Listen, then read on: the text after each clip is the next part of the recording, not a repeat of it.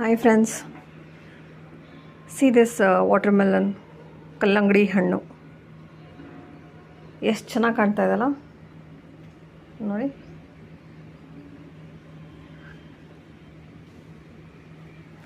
ಏನೇನು ತಿಂದ್ಬಿಡ್ಬೇಕು ಅನ್ಸುತ್ತಲ್ಲ ಈ ಬಿಸಿಲುಗಾಲದಲ್ಲಿ.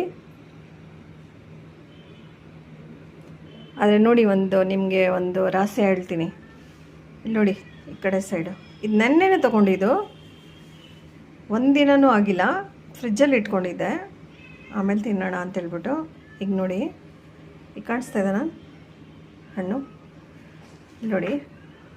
ಈಗ ಜಸ್ಟ್ ನಾನು ಸ್ಪೂನಿಂದ ಸುಮ್ಮನೆ ಒಳಗೆ ಮಾಡ್ತೀನಿ ನೋಡಿ.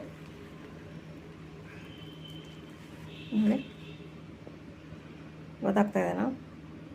ಕೆಟ್ಟೋಗಿದೆ, ಒಳಗಡೆ ಎಲ್ಲ ಪೂರ್ತಿ ಕೆಟ್ಟೋಗಿದೆ ನೋಡಿ.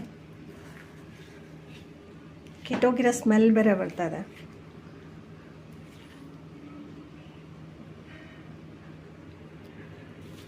ಈ ಹಣ್ಣು, ಕಲ್ಲಂಗಡಿ ಹಣ್ಣು ಹೇಗಿದೆ ನೋಡಿ.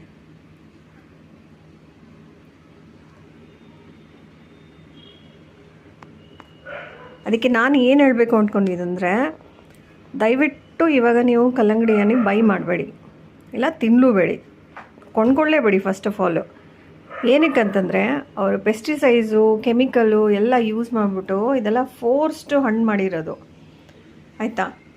ಇದು ಹೆಲ್ತ್ಗೂ ಒಳ್ಳೆಯದಲ್ಲ, ಯಾವುದೇ ಕಾರಣಕ್ಕೂ ರುಚಿಯಾಗೂ ಇಲ್ಲ. ಇದನ್ನು ಸುಮ್ಮನೆ ಕಲರ್ ಹಾಕ್ಬಿಟ್ಟು ಮಾಡಿರೋ ಒಂದು ಹಣ್ಣು. ಅದಕ್ಕೆ ದಯವಿಟ್ಟು ಯಾರು ಇವಾಗೇ ಬೈ ಮಾಡಬೇಡಿ. ಇನ್ನೊಂದು ತಿಂಗಳು ವೇಟ್ ಮಾಡಿ, ಆವಾಗ ನಿಜವಾದ ನ್ಯಾಚುರಲ್ಲಾಗಿ ಗ್ರೋ ಆಗಿರೋವಂಥ ಕಲ್ಲಂಗಡಿ ಹಣ್ಣು ಬರ್ತದೆ. ತಿಂದು ಎಂಜಾಯ್ ಮಾಡಿ. ಇವಾಗ ಮಾತ್ರ ಯಾವುದೇ ಕಾರಣಕ್ಕೂ ಬೈ ಮಾಡಬೇಡಿ, ತಿನ್ನಬೇಡಿ.